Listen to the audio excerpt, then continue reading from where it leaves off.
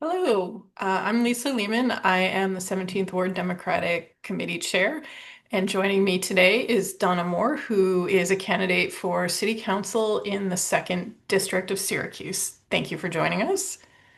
Thanks for having me. Of course. And I'm wondering if you could start us off, please, by just telling us a little bit about yourself. Sure.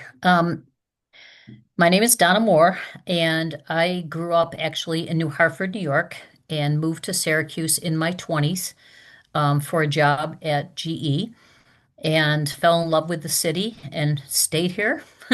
Mhm. Ended up raising my daughter here, she went through Roberts and Corcoran schools. So very long time resident of Syracuse, and I really would call this home. Excellent. All right. And you're running in the 2nd District. Can you tell us a little bit about the 2nd District, like what neighborhoods that includes, and like what a little bit about the people who live there? Sure. So the second district is pretty large, and it's extremely diverse. We go from wealthy to um, low income neighborhoods. So it encompasses all of downtown, the far west side, all of Strathmore, all of Winkworth, all of Elmwood, Tipperary Hill, the Inner Harbor. I think that covers everything. So all of those Okay. areas. And this is the seat that is currently Pat Hogan is in, right? And he's Correct. Pat Hogan is terming out. So okay. yes. Excellent. All right. And can you talk a little bit about what motivated you to run? Like what motivates you? What made you decide to run for this office? Sure. Um, Well, I got really more involved in politics the first time that Donald Trump won office. I, along with some other people, led the first Women's March here in Syracuse, Mhm. created the group New Feminists for Justice, which is mostly an online group. Um, but I guess when I think about myself, I'm one of those people that when something's going on and I feel kind of helpless, I have to do something positive. So I think that's why I got involved in the Women's March. When 9/11 happened, I remember sitting in the bedroom with my daughter on my lap, who was a baby at the time, and watching it live on Good Morning America. And 2 days later, I went and signed up to take an EMT class, and then shortly after that, joined a fire department, a volunteer fire department, for which I am a life member, but served about 20 years in that department.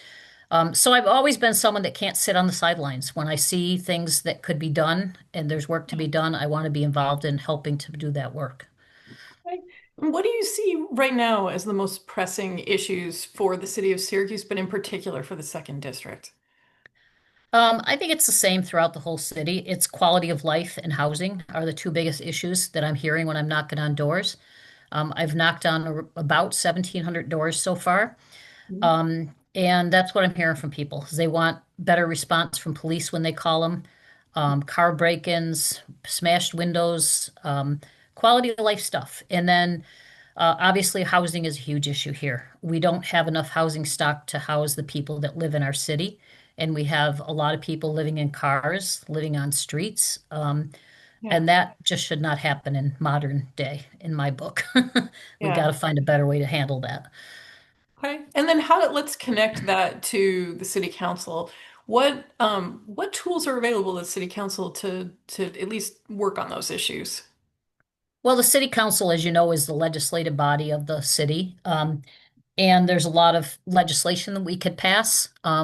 We certainly, all of us are put on committees and we can work with the committee chairs, the commissioners in those committees to try to bring some ideas together that we might have to share with them. I think around housing, there's lots of creative things we could start doing. I know that the city's been approved to do more tiny house building. Oh, And we could start building tiny house communities for people with lower incomes and maybe single people that want to own property but don't want a big house. So there's lots of things we can do. okay. And this is just a personal thing for me because I'm a dog person. I understand you're involved with some animal rescues, or and one. I am. I volunteer with a local animal rescue.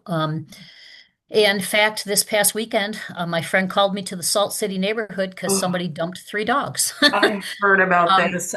Yeah. So I took one of those dogs in, and a friend of mine took another, and another. neighbor took a third one. So um, we're now actively trying, we found a home for one of the dogs. We're actively trying to find houses for the other two.